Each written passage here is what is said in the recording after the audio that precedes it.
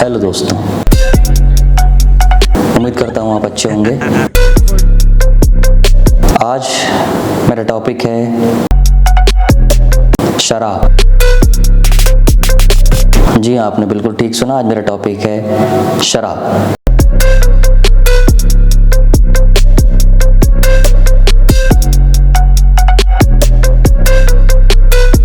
कुछ बातें हैं जो कि मुझे लगता है कि हमें पता होनी चाहिए।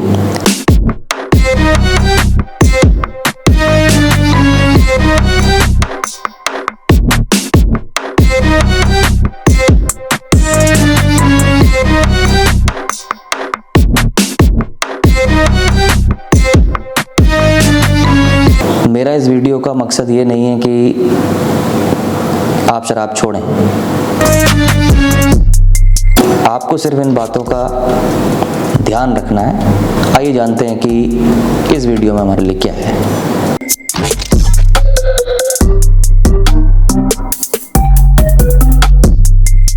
तो सबसे पहले शराब पीने के बाद आपके शरीर और दिमाग में क्या होने लगता है।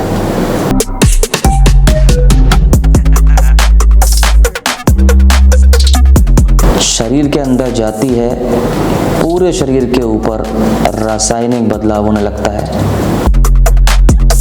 दिमाग और बाकी अंगों पर भी इसका असर पड़ता है।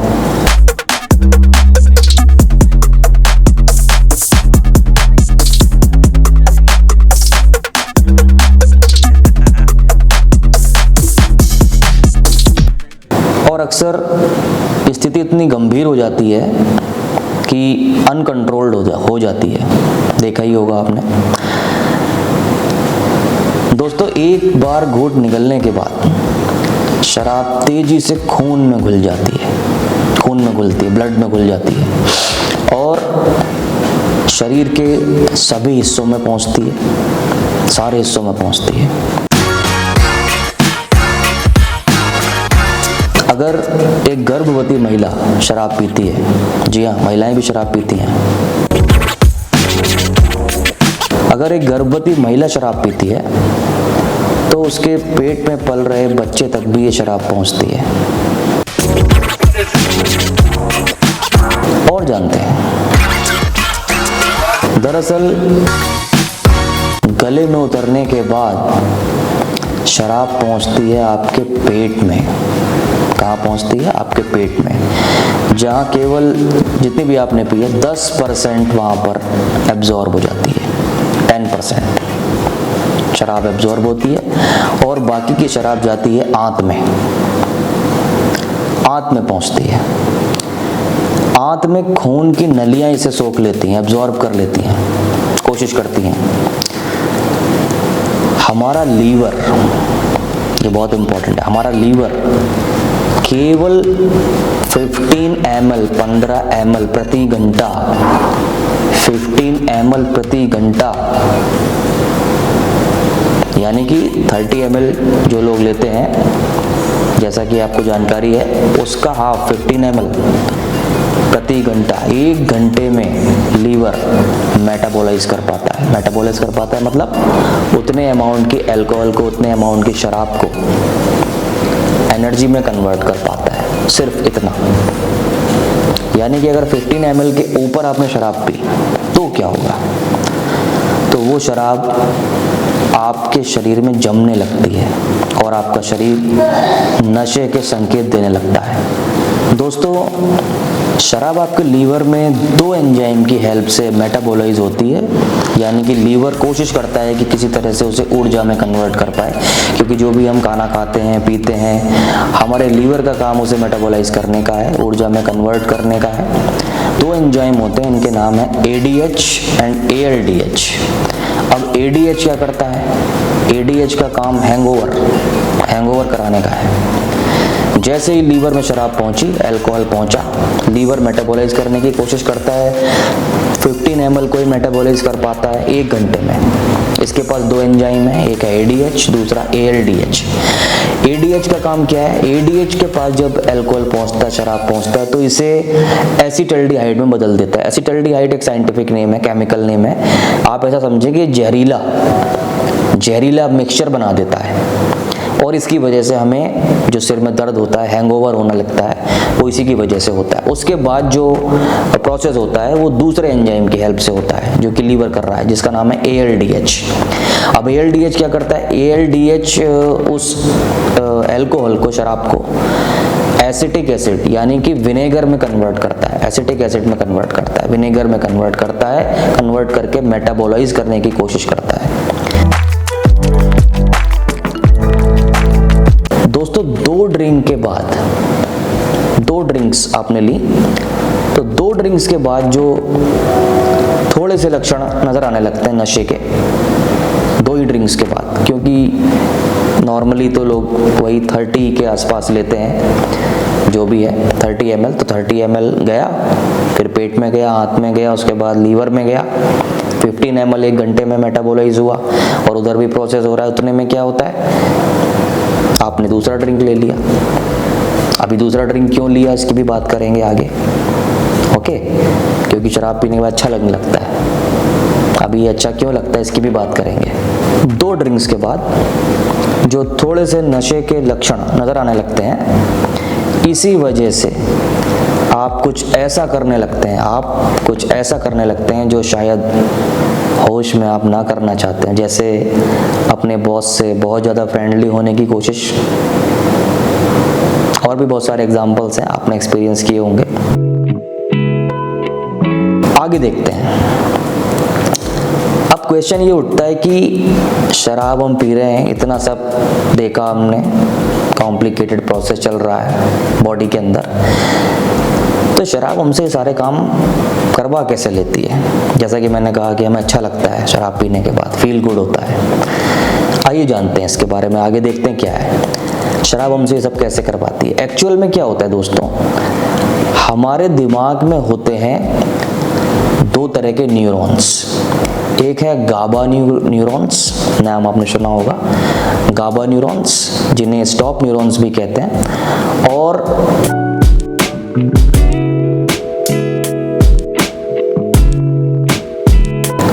दूसरे का नाम है ग्लूटामेटर्जिक, यानी कि गो न्यूरॉन्स। एक गाबा न्यूरॉन्स, स्टॉप न्यूरॉन्स और गो न्यूरॉन्स, जिसकी हेल्प से हम काम कर पाते हैं।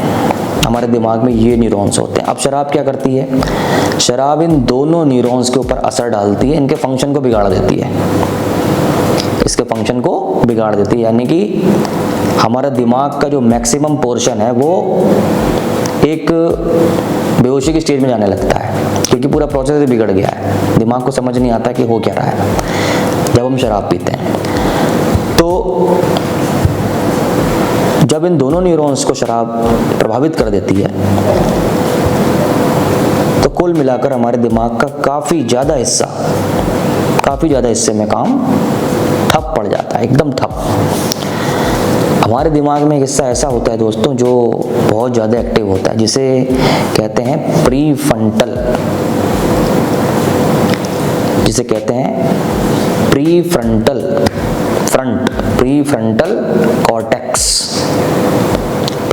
कॉर्टेक्स। ये दिमाग के आगे का हिस्सा, जैसे कि आपने देखा ना कोई मिल गया मूवी में, जादू, दिमाग में बल्ब जलता है, टों टों जादू, ये वैसा। तो ये पोर्शन सबसे ज़्यादा एक्टिव रहता है हमारा, प्रीफ्रंटल कॉर्टेक्स। इसे भी शराब गड़बड़ कर देती है, इसके प्रोसेस को भी, यानी कि ये भी ठीक से काम नहीं कर पाता। अब जब कोई चीज़ ठीक से काम ही नहीं कर पा रही है, तो फिर मैंने कहा था कि शराब पीने के बाद हमें अच्छा फील होता है, जिसकी वजह से हम एक और ड्रिंक के लिए भागते हैं, फिर 2 और ड्रिंक के लिए भागते हैं। तो शराब पीने के बाद अच्छा क्यों लगता है? एक्चुअल में दिमाग में जो 2 न्यूरॉन्स थे, गाबा न्यूरॉन्स और एक को न्यूरॉन्स, ग्लूटामेटर्जिक, इनके अलावा शराब एक नया न्यूरॉन दिमाग में भेज देती है, बना देती है, एडिशनल, जिसे कहते हैं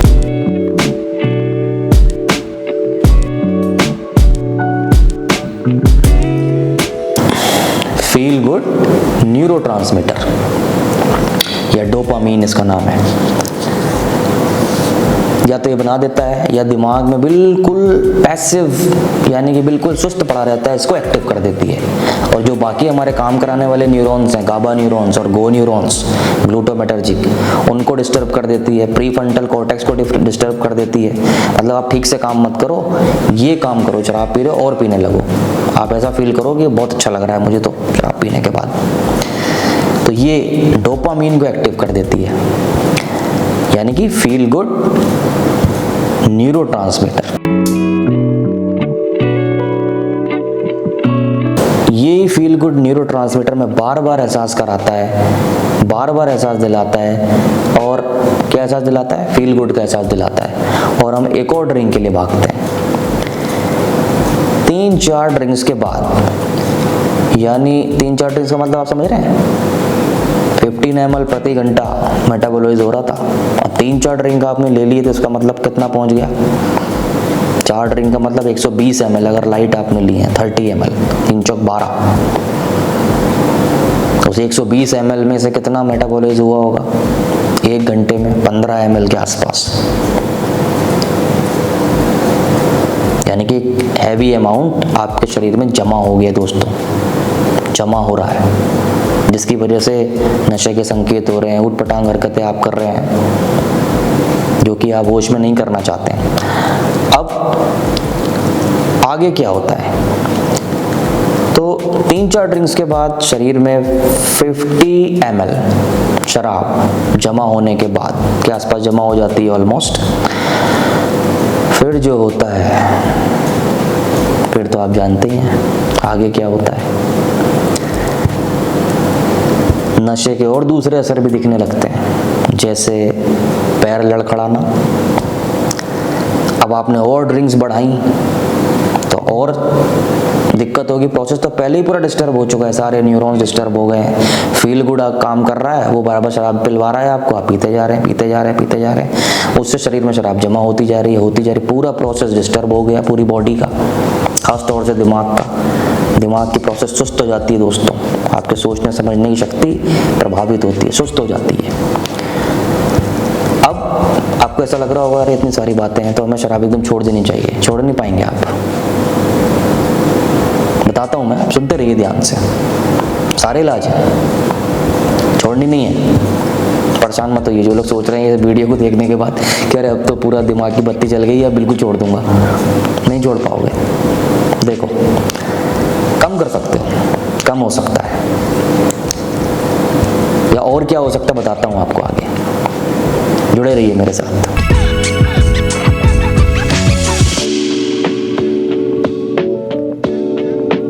तो पैर लड़खड़ा गए, फिर और ड्रिंक्स ले लिया, हालात बिगड़ने लगते हैं, बद से बदतर हो जाते हैं, उल्टी आने लगती है, जी घबराने लगता है, कुछ याद में नहीं आता कहाँ जाना है, कहाँ क्या करना है। आदमी वहीं पड़ा है, चित्त रोड पे गिर गया या किसी रेस्टोरेंट में तो वहीं पड़ा हुआ है।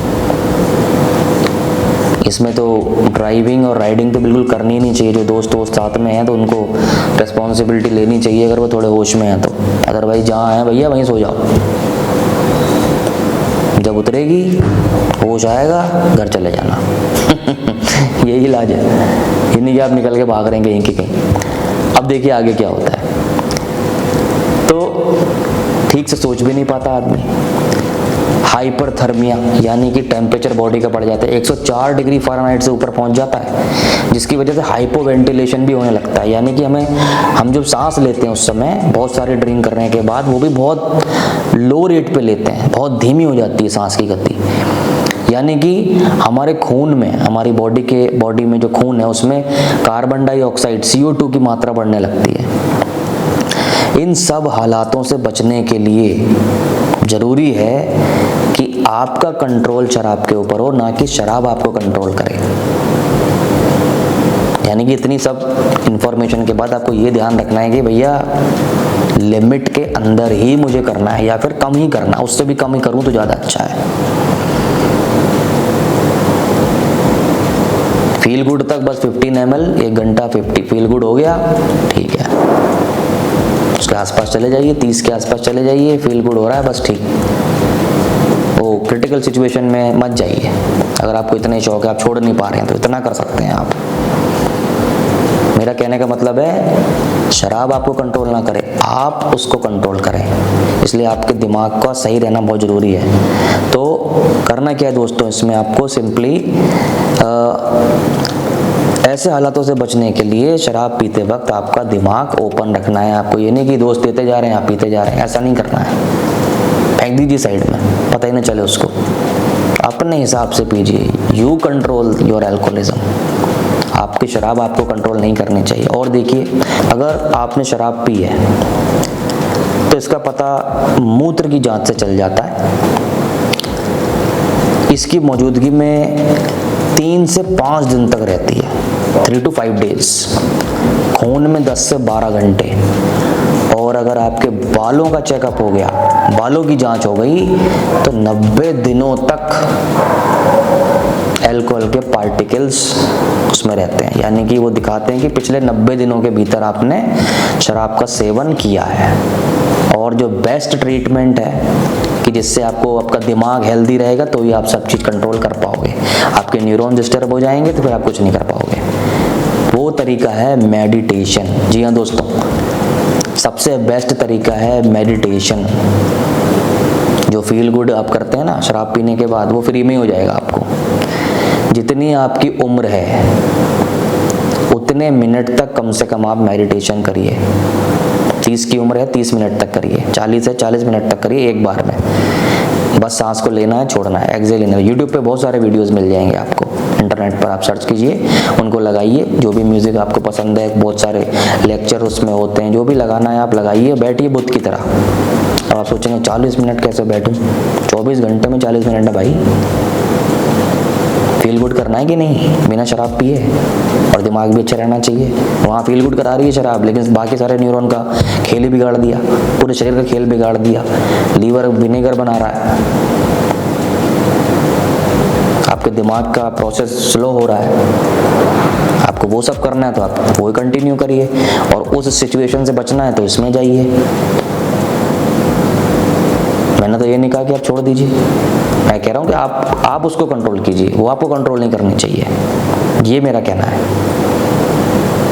लिमिट में, लिमिट क्रॉस नहीं करनी है आपको, ठीक है ना। तो मेडिटेशन 40 मिनट नहीं हो रहा है, हाफ कर दो।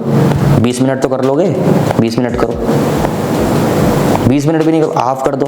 10 मिनट तो कर ही लोगे, बस 10 से कम मत करना।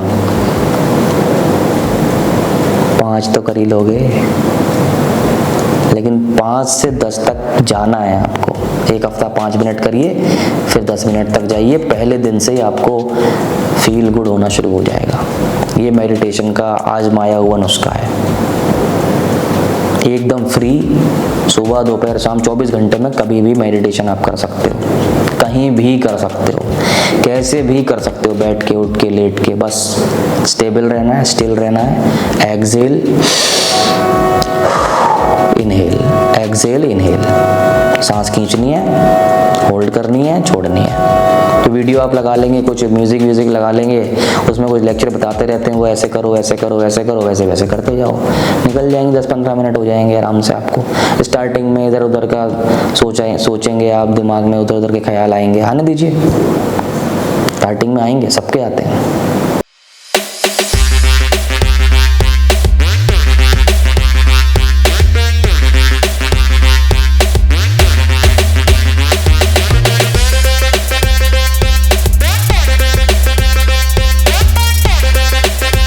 फिर से मैं कह रहा हूँ, अगर आप ड्रिंक करते हैं, अल्कोहल का सेवन करते हैं, बियर, वाइन जो भी आप लेते हैं, विस्की, उसे कंट्रोल्ड वे में ही लीजिए। आपकी फैमिली है, आपके बच्चे हैं, उनका ध्यान रखिए। सबसे पहले अपना खुद का ध्यान रखिए। अब इतने सारी प्रोसेस तो हमें पता होनी चाहिए। शराब कर क्या रही है अंदर जाके, मज़ा तो बड़ा आ रहा है पीने में, आहा, ला वही एक और दे, ला वही एक और दे। दोस्त देते जा रहे हैं, आप लेते जा रहे हैं। होली में तो लोग पागल ही हो जाते हैं। और भी बहुत सारे, कोई फंक्शन है पागल हो जाते हैं। भतीजी खुद की शादी पी रहे हैं जैसे, ऐसे पीते हैं। तो ऐसा ना करिए, उसे अपने को कंट्रोल मत करने दीजिए। एक्चुअली वो भी आपको वो कंट्रोल नहीं कर रही है, वो आपको पूरा सब बिगाड़ दे रही है, पूरा सिस्टम ही बिगाड़ दे रही है आपका अंदर से। और एक बार आप एडिक्टेड हो गए फिर बहुत गड़बड़ हो जाएगी। इसलिए एक बार में आप जो हार्ड ड्रिंकर हो चुके हो आप में से,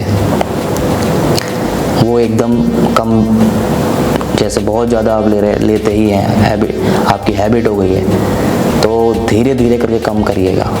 यानी कि एकदम से आपने आधा कर दिया, चौथाई कर दिया। क्योंकि नेचर के 2 रूल्स हैं मेरे दोस्तों, उनको हमेशा याद रखिए। दोनों रूल एक दूसरे के उल्टे हैं।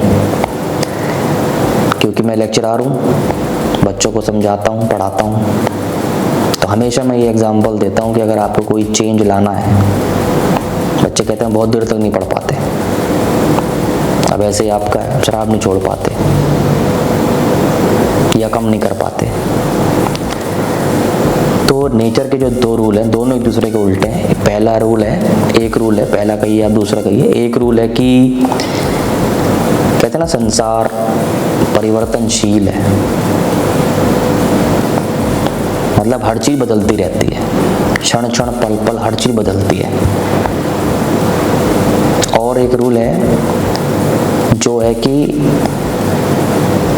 Nature opposes the change. I repeat, nature opposes the change. इन दोनों रूल को आप सुबह से लेकर रात तक, खाना खाने से पहले 5 बार, खाना खाने के बाद 5 बार दोहरा लीजिए। ये आपके बहुत सारे पर्सपेक्टिव में काम आएगा। फिर से रिपीट कर रहा हूँ, एक है नेचर अपोजेस द चेंज, यानी कि नेचर, प्रकृति जो है वो, आप कोई बदलाव करेंगे प्रकृति में तो उस बदलाव को ये अपोज करती है, विरोध करती है। अब अगर विरोध करती तो बदलाव होगा ही नहीं, आप ऐसा सोचेंगे। और दूसरा रूल है संसार परिवर्तनशील है, यानी कि संसार यानी प्रकृति परिवर्तनशील है, हर चीज बदल रही है। आज बीज था, कल पौधा हो गया, फिर पेड़ हो गया, फिर फल निकलने लगे, बहुत सारी चीजें। तो यहाँ इसमें क्या आएगी, संसार परिवर्तनशील है और नेचर अपोजेस द चेंज। तो जैसे कि एक बच्चा है, आप ऐसा समझिए, उसकी हैबिट है किसी सब्जेक्ट को पढ़ने की 1 घंटे की, डेली मन लगा के 1 घंटा पढ़ सकता है वो, ठीक है, ये उसकी हैबिट बनी हुई है, 1 घंटे से 1 घंटे पढ़ लेगा। आज आप आए और आज आपने उसको बोला, आज बेटा आपको 1 घंटा नहीं 6 घंटा पढ़ना है। जैसे आप 1 घंटा पढ़ते हैं ना, इसी तसल्ली के साथ, इसी मोमेंटम के साथ 6 घंटे तक पढ़ना है। आप विश्वास नहीं मानोगे, वो उस 1 घंटे को भी ठीक से नहीं पढ़ पाएगा। क्यों? क्योंकि उसकी हैबिट ही नहीं है। और आपने क्या कर दिया, 1 घंटे का 6 घंटा बना दिया, यानी 5 घंटे का डिफरेंस कर दिया आपने। बड़ा बदलाव एकदम से लाने की कोशिश की। बड़ा बदलाव करोगे, नेचर का रूल है अपोजेस द चेंज, बड़ा अपोज होगा। बड़ा अपोज होने के चक्कर में रिजल्ट उल्टे हो जाते हैं। रातों रात कोई चीज नहीं बदलती, धीरे धीरे रे मना धीरे सब कुछ होए, माली सींचे 100 गड़ा ऋतु आए फल होए। हमेशा ध्यान रखिए। तो क्या वो बच्चा 6 घंटे का भी पढ़ ही नहीं पाएगा? नहीं पढ़ सकता है। उसकी तैयारी आपको पहले से करनी है। ये नहीं कि आज आप कुछ तैयारी कर रहा है, आपने कहा कल पेपर है 6 घंटे पढ़ ले, कहाँ से पढ़ लेगा? नहीं पढ़ सकता। तो अगर मुझे 6 घंटे तक ले जाना चाहते हैं तो हमें क्या करना पड़ेगा? स्टार्टिंग से ही